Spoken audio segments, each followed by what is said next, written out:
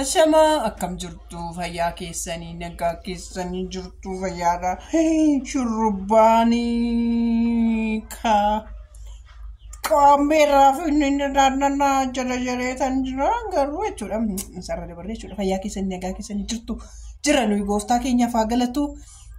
Warroonni ka mucaa lammaffaan hunda dabalaa jirtan congratulations in jenneera doktor keenya. Nyaaf yaadi keenya galatoomi jenneera. Milki baadha milki atis baga gammadde ayyuu keenya wanda keessaniif guddaa isaasiniif gammanneerra guddaa isaasiniif gammanneerra amaatii garuu amaatii akka hayyuu kan hani dhugaa rabbii yeroo hundattanii naaf jechuudha amaatii hayyuu kanatti akkatti ishiin gammadde argitanii tokko akkatti ishiin utaalte akkatti ishiin bugurratte ate naaf yaad dhugaan dubba deebisaan naa dhufe ya ibsa dhugumani naaf jechuudha dhugumani naaf jechuudha kana siniin jedha baga gammaddanii baga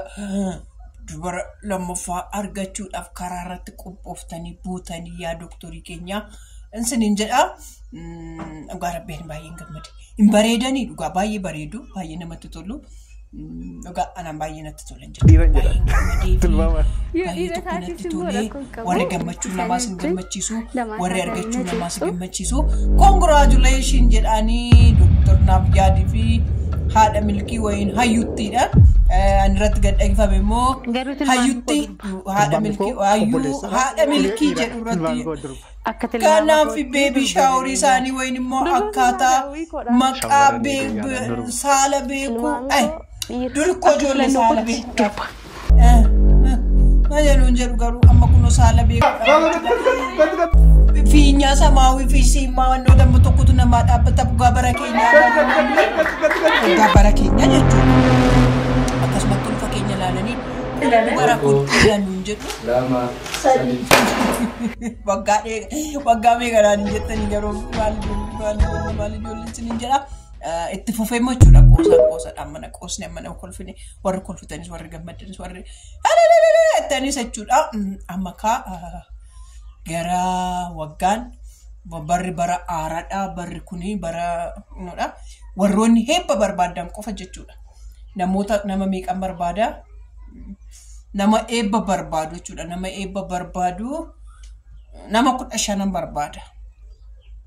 nama eebba barbaadu nama 15 barbaada namni 15 kuni nama 15 namni eebba barbaada namni 15 harka keessan naa baasa asitti eebba ni barbaanna jedha bilbila koo akkuma kuno asitti argitan kana siniifan kaa akkaawuntii iddoo kana siniif kaa maqaa koo jaartii caccabduu adaanitti caalaa jiraa jedhu kanaafi bilbila iddoo kanatti argaa jirtan kanarratti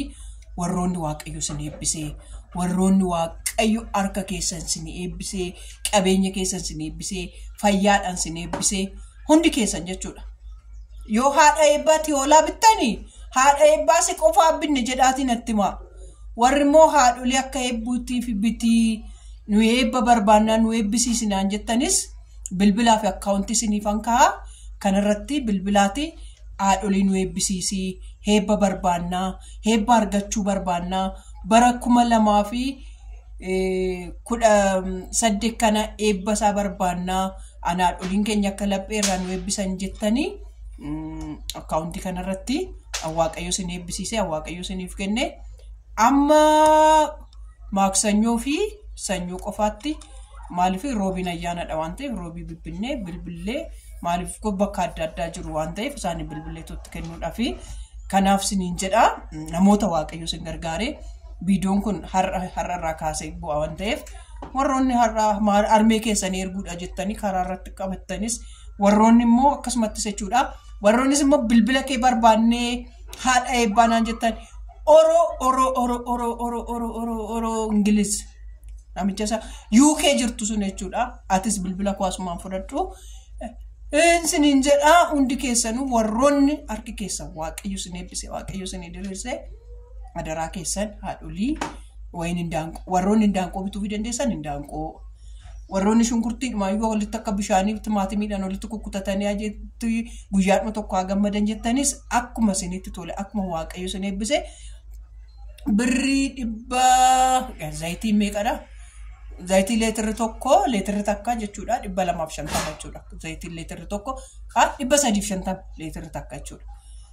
zayitiin leetirri takka 350 bisarraa kaaftanii shunkurtiin birrii 130 kana hin dandeenya warroonni akkasuma walumatti godhatanii shunkurtiin timaatimiin kiiloon birrii 80 kana walitti goone tokko illee wayin immoo 500 iyyuu erginee fi gaafasii akkasumatti godhatanii warri jettanii lakki immoo daabboos biratti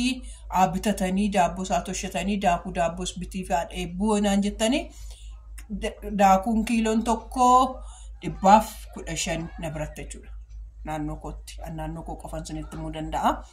Kana gochuu fi dandeenya jettanii warroonni garaa sin laaffise warroonni fayyaadhaan sin eebbise warri heebba barbaadanii akkaawuntii kanarratti gashaa siniin jenna. Asumaanis immoo warri biyya keessa jirtanis hin dandeessu warri abbaan qabeenya biyya keessa jirtanis biyya jirtan viidiyoon koo kun biyya addunyaa bakka ittiin ilaallamne hin jiru. Warroonni viidiyoon kun sin bira ga'ee waaqayyo sin eebbisee heebba isaa fudhattan jechuudha.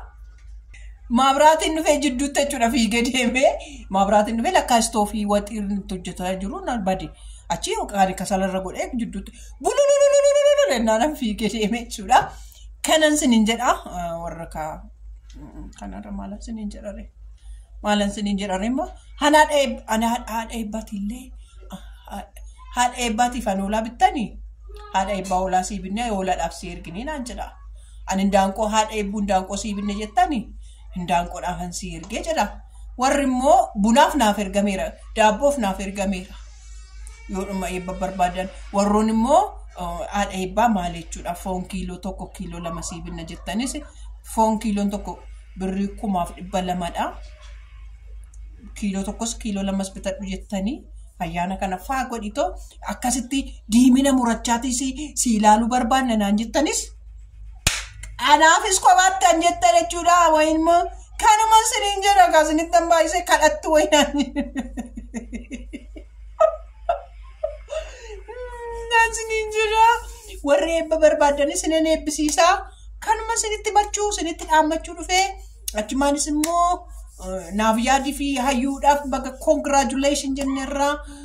marqaa samiilana nan dhoowwatinaa ni dhufeetu nyaachuun barbaada marqaa nan dhoowwatinaa daraa keessanii isa darbeeyyuu nan dhoowwattanii isaa kana garuu isin ikkoo naaf yaadi maayidha seetan sargiisa kaleessumti godhatee arra viidiyoo gadi lakkisa yoo na hayyuun marqaa nyaattee fixxeeti waannoo gadi teestimoonii gadi nu lakkisanne kanaafuu jechuudha yaa'ee naaf yaadi yoo marqaan ganaa ta'e adaraa kee akkanaan dhoowwanne ani marqaa nyaachuun barbaada sirriitti nyaachuu barbaada biraan nagaa ishii naaf yaadiin biraan innaa nagaan turaa nagaan oolaa bula bye bye.